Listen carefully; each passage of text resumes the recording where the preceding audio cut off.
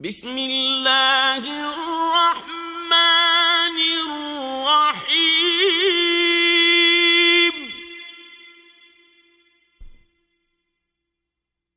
قل أعوذ برب الفلق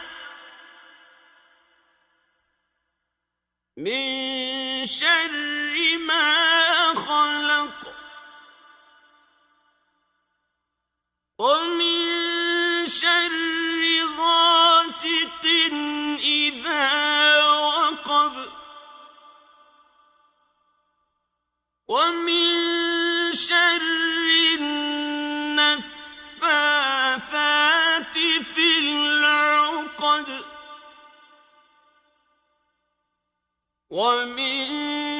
شر حاسد إذا حسد